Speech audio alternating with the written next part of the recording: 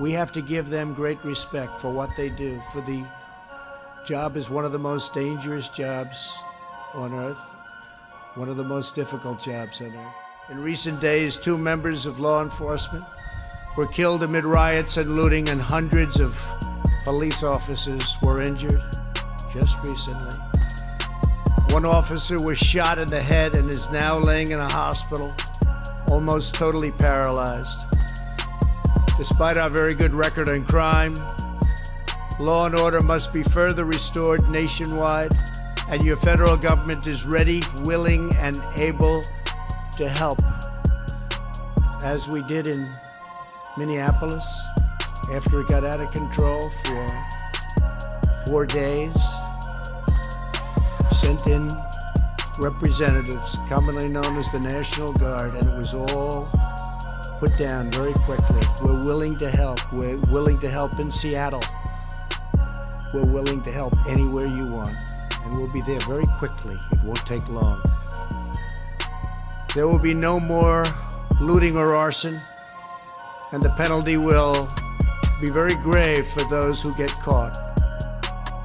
Violence and destruction will not be tolerated. We cannot do that. The looters have no cause that they're fighting for, just trouble. In many cases, local law enforcement is underfunded, understaffed, and undersupported. 47% of all murders in Chicago and 68% of all murders in Baltimore went without arrests last year.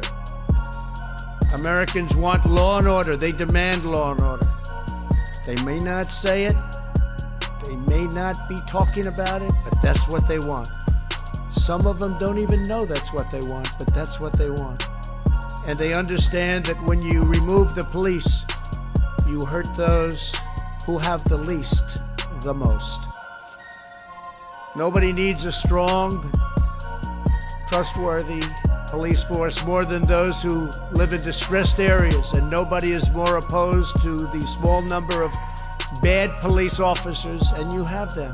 They're very tiny. I use the word tiny. It's a very small percentage, but you have them. But nobody wants to get rid of them more than the overwhelming number of really good and great police officers. What's needed now is not more stoking of fear and division. We need to bring law enforcement and communities closer together, not to drive them apart. Under the executive order I'm signing today, we will prioritize federal grants from the Department of Justice to police departments that seek independent credentialing, certifying that they meet high standards, and in fact, in certain cases, the highest standard.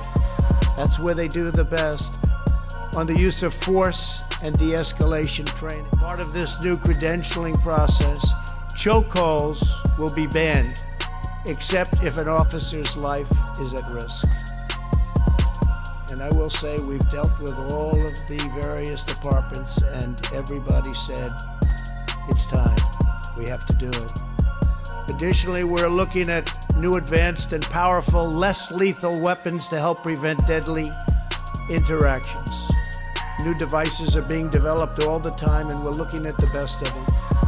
And cost is no object, no object.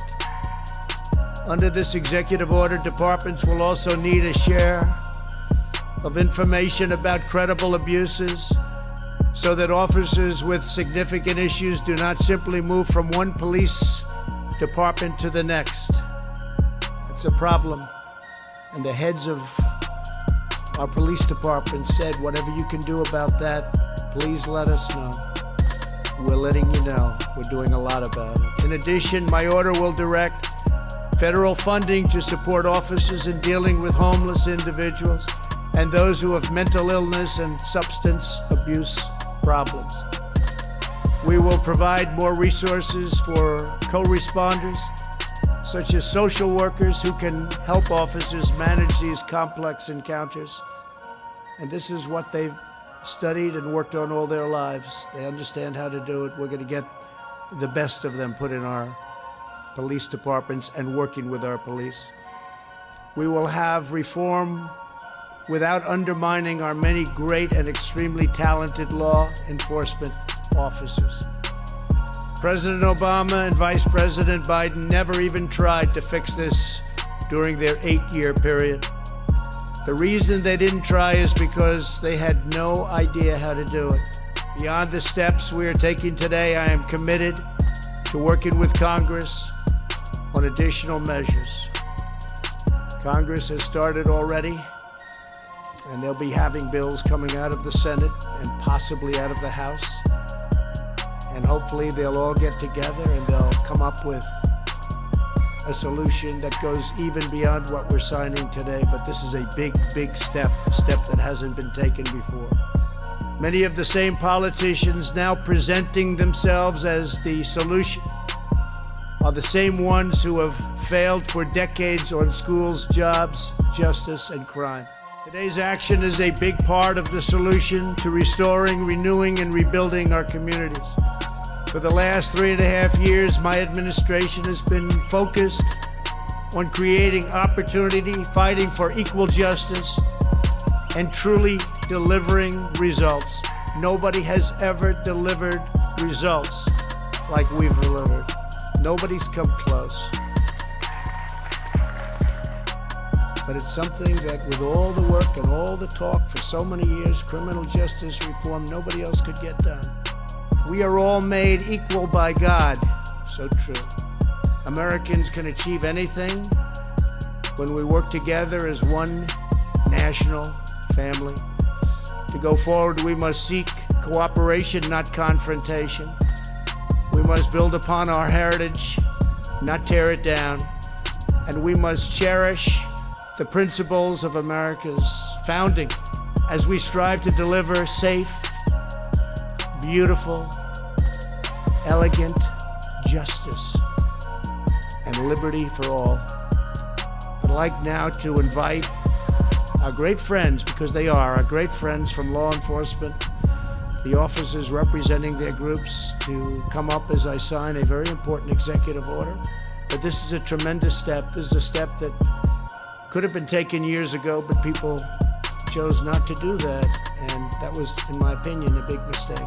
Could have solved a lot of the problems that we have now. Thank you all very much.